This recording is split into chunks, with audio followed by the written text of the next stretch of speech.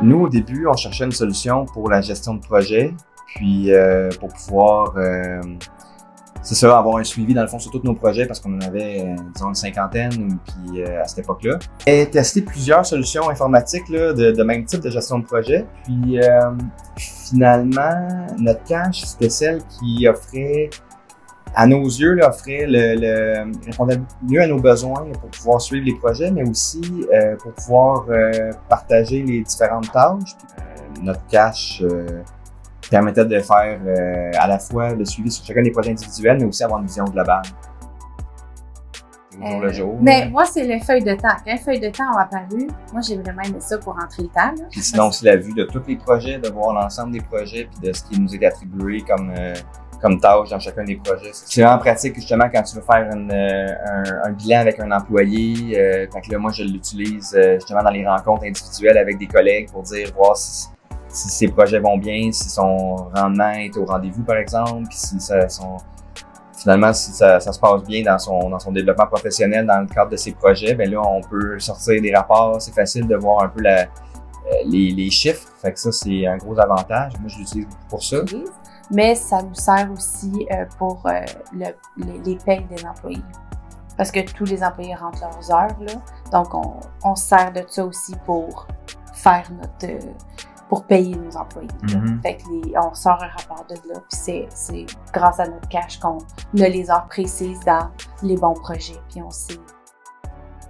Je dirais placer les tâches dans avec des cartes là, ou je sais pas comment on les appelle exactement dans le langage de notre cache, là, mais nous, avant, c'était des cartes. C'est des tâches. Maintenant, c'est des tâches. C'est ça. Puis là, on peut les placer, puis on peut les déplacer aussi d'une colonne à l'autre. Selon le statut. Fait que là, on l'utilise. On ne pensait pas le faire comme ça, mais on l'utilise, par exemple, pour les soumissions. Puis là, on classe dans des colonnes, puis on dit soumission en cours. Puis là, quand on l'obtient, on le met dans obtenu. Puis quand on le perd, on le met dans perdu.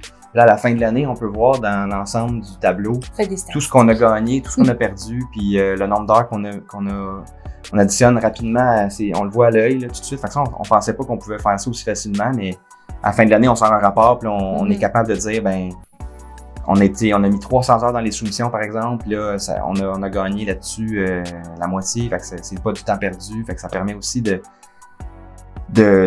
rassurer l'équipe, puis aussi de prendre des décisions pour l'année suivante, parce qu'on a investi autant de temps dans les soumissions, moins de temps. Fait que ça. Bref, ça, c'est très visuel, puis ça, on pensait pas qu'on pouvait l'utiliser de cette façon-là. On pourrait parler de Laval, un gros projet qu'on a. C'est un projet qui a duré sur 5 ans, un projet avec des honoraires là, qui dépasse le $1 million, un gros projet qui est complexe aussi en gestion de projet avec plusieurs intervenants, internes, externes, puis finalement notre cache dès le début, on a monté l'ensemble du projet dans la solution.